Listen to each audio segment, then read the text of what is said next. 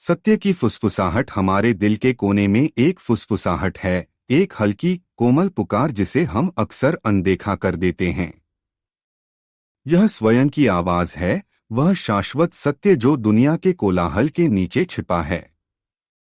स्वयं के सिवा कुछ नहीं है, रमन महर्षि ने कहा, एक ऋषि जिनके शब्द हमारे भ्रमों को चीरते हैं। आज मैं आपको एक यात्रा पर ले चलता हूँ, एक कहानी जो भावनाओं, विचारों और इस महान आत्मा की कालातीत बुद्धिमता से बुनी गई है। कल्पना करें कि आप नदी के किनारे बैठे हैं, पानी अनवरत बह रहा है, अपने साथ अस्तित्व के रहस्य ले जा रहा है। हवा में हल्की ठंडक है और सूरज की किरणें पानी पर नाच रही हैं। आइए उस नदी में गोता लगाएं और जानें कि स्वयं को सचमुच जानने का मतलब क्या है। यह कोई साधारण कहानी नहीं है, यह एक ऐसा अनुभव है जो आपके भीतर कुछ जगा सकता है, कुछ ऐसा जो आपने पहले कभी इतनी गहराई से महसूस न किया हो। गांव का लड़का और पहाड़ की पुकार। एक छोटे से गांव की तस्वीर बनाएं, दक्षिण भारत का एक कोना, जहां सूरज सुनहरी चमक के साथ उगता है, खेतों को गर्मी के रंगों से रंग देता है। हवा में मिट्टी की महक है और दूर से गायों की घंटियों की मधुर आवाज सुनाई देती है। एक लड़का, साधारण और निश्चल, धूल भरी पगडंडियों पर नंगे पांव चलता है। उसका नाम वेंकटरमण है, एक ऐसा बच्चा जो दोस्तों के साथ हंसता है, बरगद के पेड़ की छांव में खेलता है और शाम को अपनी माँ के पास दौड़ता है जब उसे भूख लगती है। लेकिन एक दिन कुछ बदल जाता है। एक तूफान उठता है, आकाश में नहीं बल्कि उसके भीतर। 16 साल की नाजुक उम्र में वह अपने घर के फर्श पर लेटता है, अचानक मृत्यु के डर से जकड़ जाता है। उसका दिल तेजी से धड़कता है, सांसें उखड़ने लगती हैं और चारों ओर की दुनिया धुंधली पड़ जाती है। यह शरीर क्या है? यह जीवन क्या है? मैं कौन हूं? ये सवाल उस पर लहरों की तरह टूटते हैं, बेरहम और अडिग। उसका मन चक्कर खाने लगता है, लेकिन वह डर के आगे झुकता नहीं। उस पल में वह भागता नहीं, वह चीखता नहीं। इसके बजाय वह आंखें बंद करता है और समर्पण कर देता है। वह कल्पना करता है कि मृत्यु उसे ले जा रही है, उसका शरीर ठंडा पड़ गया, उसकी सांसें थम गईं, उसकी आंखें हमेशा के लिए बंद हो गईं। फिर भी कुछ बचा रहता है। एक चिंगारी, एक उपस्थिति जो डर से अछूती, क्षय के विचार से अविचलित है। वह अपने भीतर गहराई में झांकता है और महसूस करता है कि यह शरीर उसका अंत नहीं है। मैं यह शरीर नहीं हूं, उसे एहसास होता है। मैं उससे परे कुछ हूं। उसकी आंखों में आंसू छलक आते हैं, दुख के नहीं बल्कि विस्मय के। उसकी सांसें धीमी पड़ती हैं और एक अनजानी शांति उसे घेर लेती है। जो लड़का कभी हवा में पतंगों के पीछे दौड़ता था, वह अब नहीं रहा।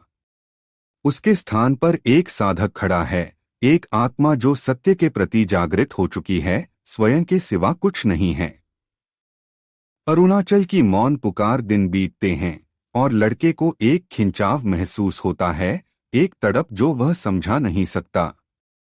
ऐसा लगता है जैसे धरती खुद उसे बुला रही हो।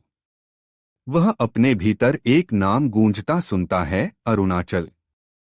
उसे एक पवित्र पहाड़ अरुणाचल के बारे में सुनाई पड़ता है, एक पहाड़ जो दिव्य का प्रतीक माना जाता है।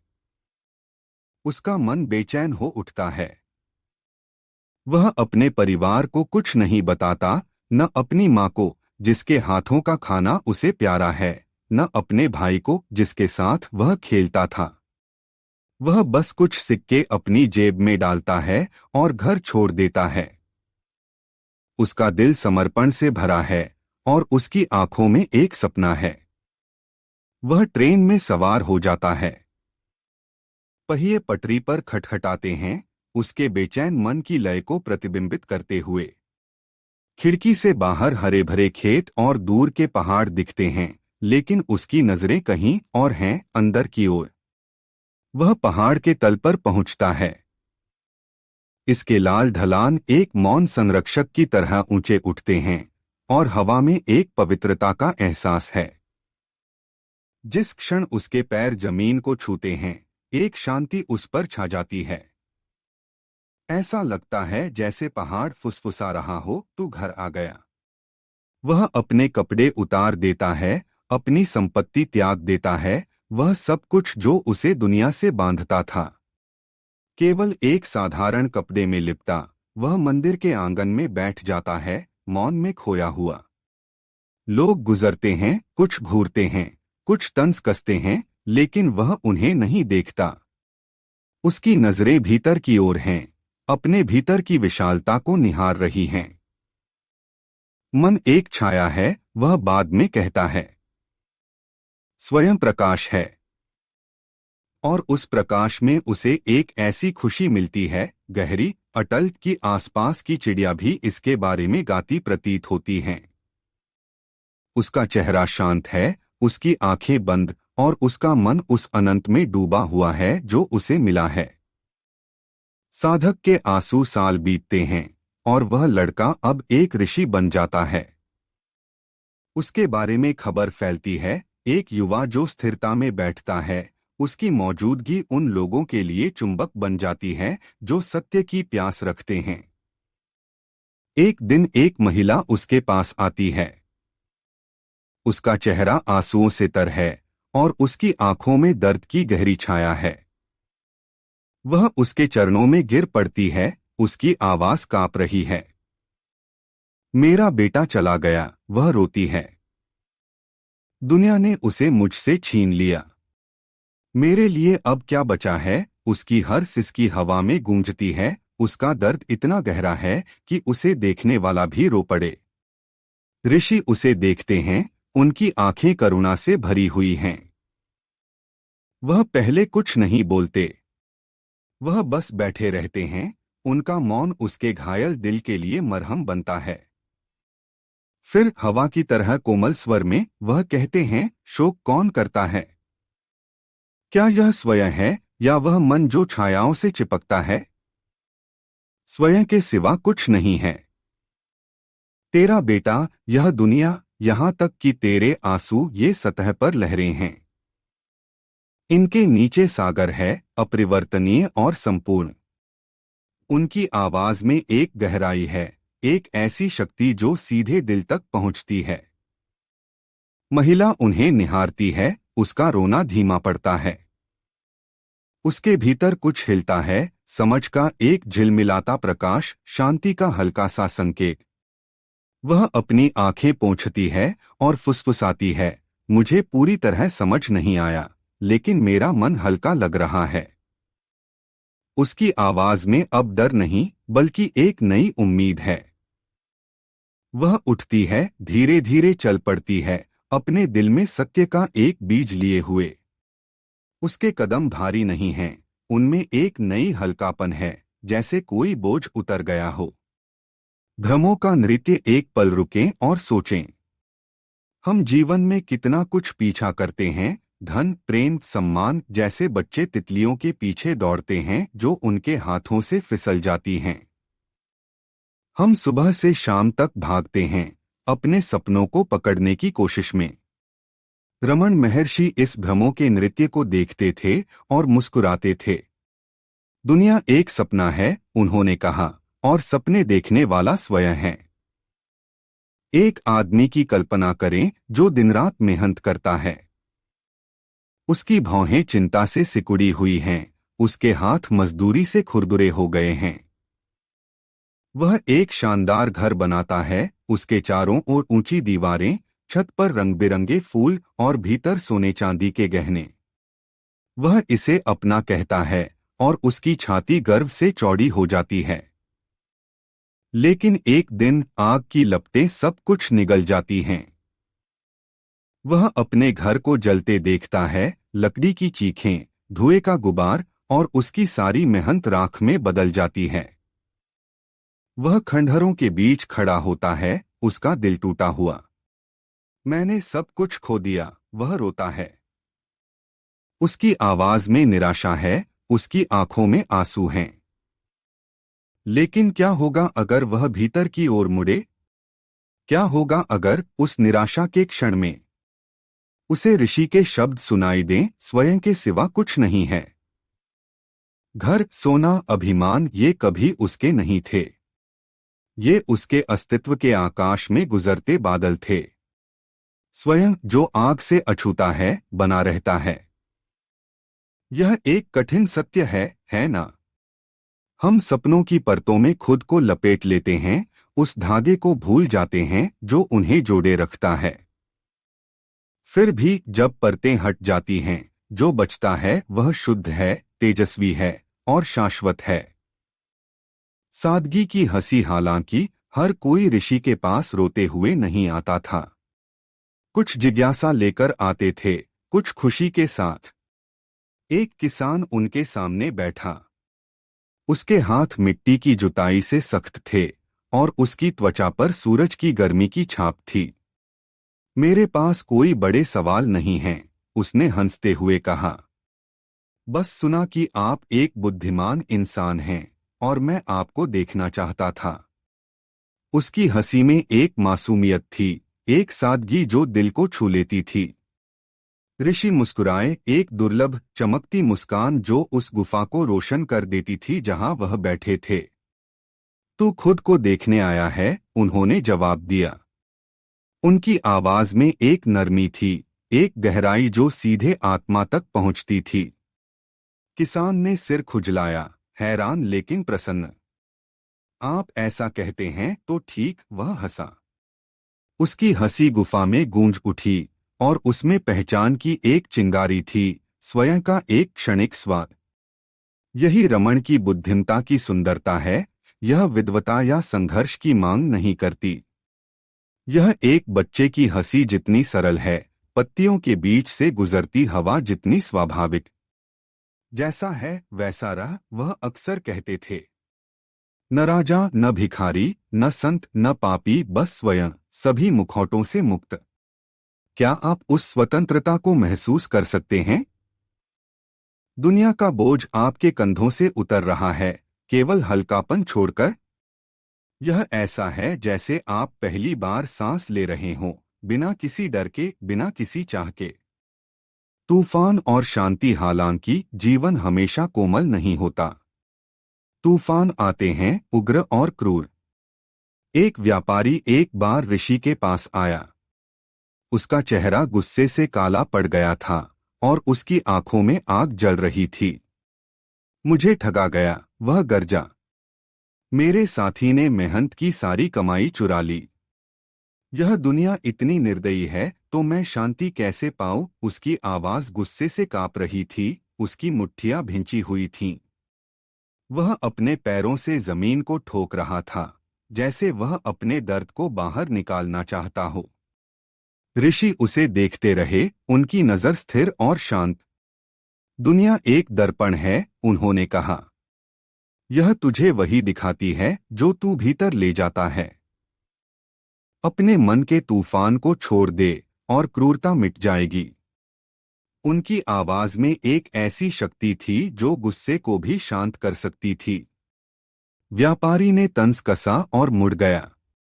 वह गुस्से में बड़बड़ाता हुआ चला गया, लेकिन उसका मन शांत नहीं था।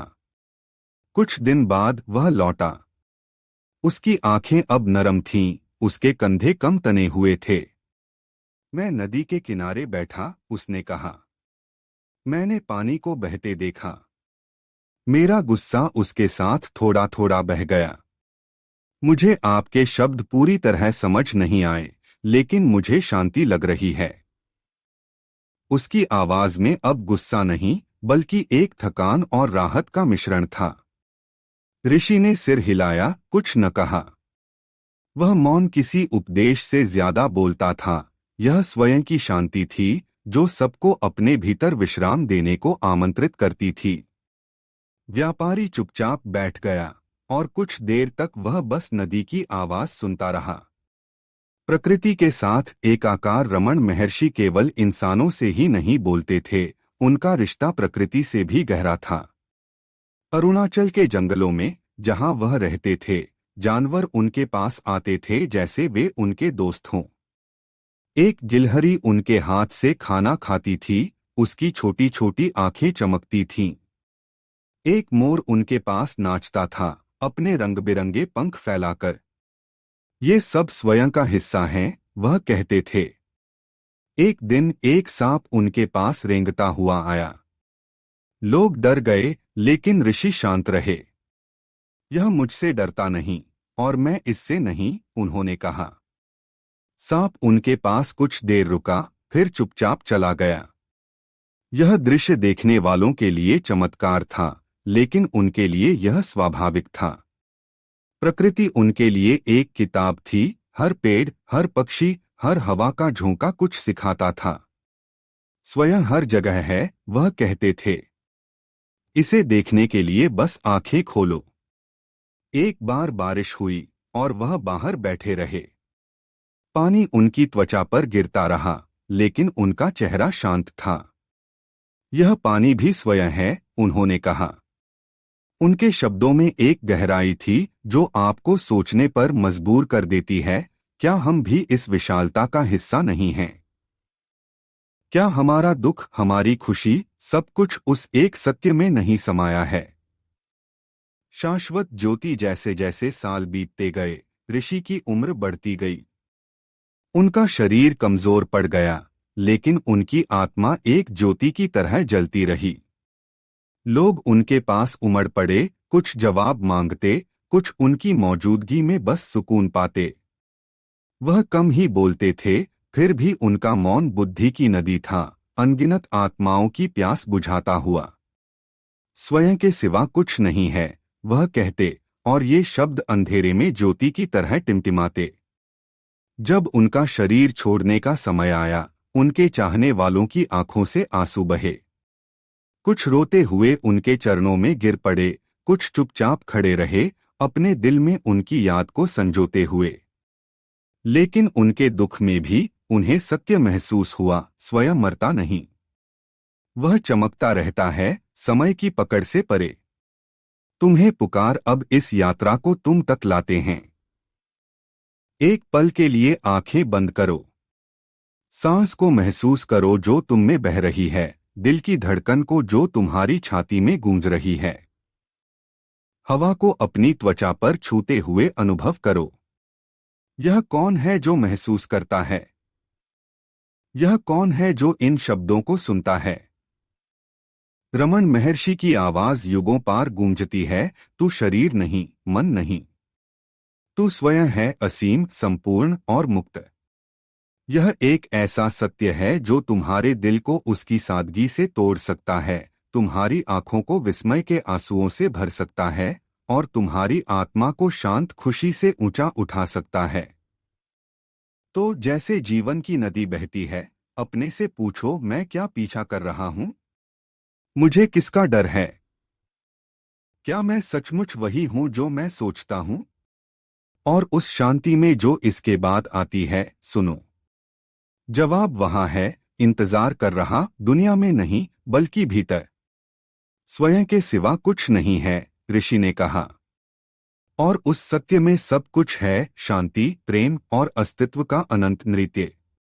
आओ इस रास्ते पर साथ चलें, साधक के रूप में नहीं, बल्कि स्वयं के रूप में, जागृत और जीवित, हमेशा के लिए। यह यात्रा खत्म नहीं होती, यह हर सांस के साथ जारी रहती है, हर दिल की धड़कन के साथ। तो चलो, आंखें खोलो और उस प्रकाश को देखो जो तुम में ही चमक रहा है। तो दोस्तों, यह था आज का वीडियो। अगर आपको यह जानकारी पसंद आई हो तो वीडियो को लाइक और शेयर जरूर करें। और हाँ, चैनल को सब्सक्राइब करना न भूलें। अगले वीडियो तक के लिए नमस्ते। धन्यवाद।